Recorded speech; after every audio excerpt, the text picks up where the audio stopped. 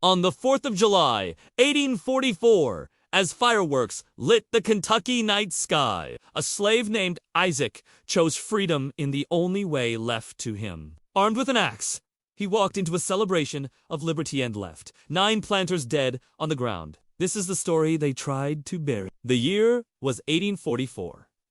Kentucky, a state where the ideals of American freedom rang hollow for thousands still living in bondage. Plantations stretched across the rolling hills, and families grew wealthy from the tobacco and corn harvested by enslaved hands. Among the enslaved was Isaac. His life, like so many others, was one of back-breaking labor from sunrise to sundown. He was young but hardened, strong from years of toil. The men who owned him spoke of freedom as their birthright, even as they denied him his humanity. The cruelty was relentless. He faced the lash for working too slowly, endured hunger when rations were withheld, and lived under the constant threat of sailor fate that tore families apart. His masters controlled his every movement, his every word, his every breath. But July brought contradiction. Each summer, the planters gathered to celebrate Independence Day with feasts, whiskey, and speeches about liberty. Their voices rose with patriotic songs, praising freedom while the people who served them remained chained. That year, Isaac was there invisible to them, but watching. He carried food, poured drinks, and stood in the shadows as men toasted to the ideals of liberty. And with every cheer, the hypocrisy cut deeper.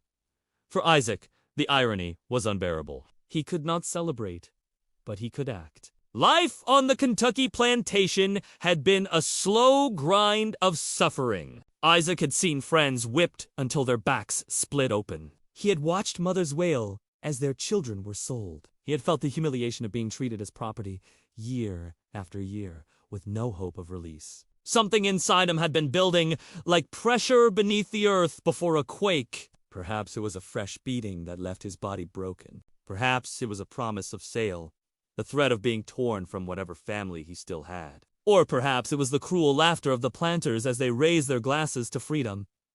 Whatever the final spark, Isaac reached his breaking point. The contradiction was too sharp to ignore. The very men who shouted about liberty and independence denied him both. To them, Independence Day was a celebration. To Isaac, it was a lie carved into his flesh. And so, in the days leading up to the 4th of July, Isaac prepared. He did not have a gun or a sword. What he had was an axe, a tool of both labor and death. He had swung it countless times to split wood, to build fences, to serve his master's household. But this time, he would wield it for himself. Picture him in the quiet of the night, testing its weight, gripping its handle until his palms ached. Each swing in the woodpile became practice for the violence he envisioned. His heart was steady. His mind was clear. On the day America celebrated freedom, he would strike against those who kept him enslaved. The morning of July 4th dawned bright and hot. Isaac watched as preparations began. Tables filled with food. Barrels of whiskey rolled out. Patriotic banners hung across porches. The masters dressed in their finest, laughing and boasting as enslaved men and women scurried to serve them. The irony must have burned Isaac with every passing moment. The men he despised toasted to liberty while he stood in chains. But as the sun set and the celebration swelled, Isaac knew his moment had come. The celebration roared through the night. Torches flickered, music played. Voices rang out in drunken song. Isaac stood in the shadows, axe in hand, waiting.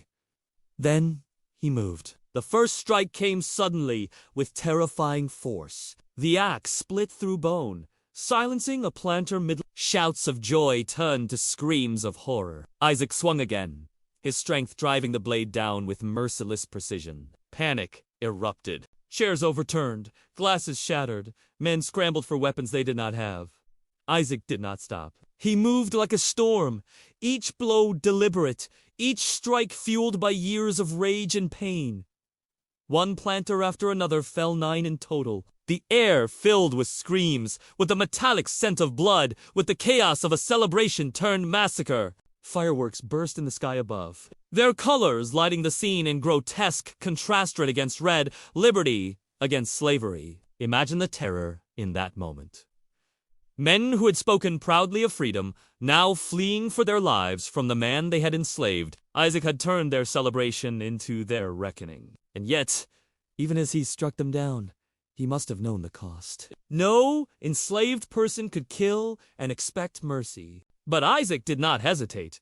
His vengeance was complete. For one night, he was free. By dawn, the massacre was discovered in full. 9 planters lay dead, their families weeping, their communities shaken to its core. The news spread quickly, whispered from farm to farm, shouted in town squares. A slave had risen up, and blood had answered blood. Isaac's fate, like so many acts of resistance, was swift and brutal. He was captured, dragged before authorities, and condemned. Executions for enslaved rebels were public spectacles designed to terrorize others into obedience. Whether Isaac was hanged, shot, or torn apart by mob violence, history records only his crime, not his final moments. But his story lingered among white planters.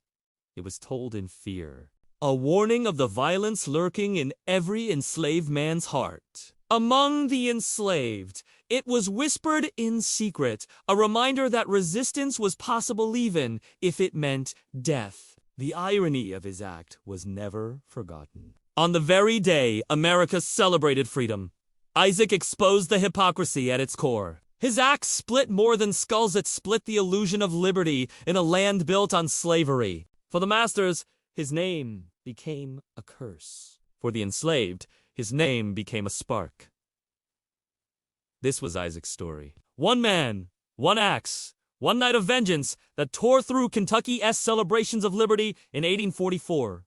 His fate may have been silenced, but his act remains a haunting reminder of the contradictions at the heart of American history. For every Isaac, there are countless others whose stories were buried, rebellions crushed, lives forgotten. Yet each act, remembered or not, speaks the same truth. The enslaved fought back.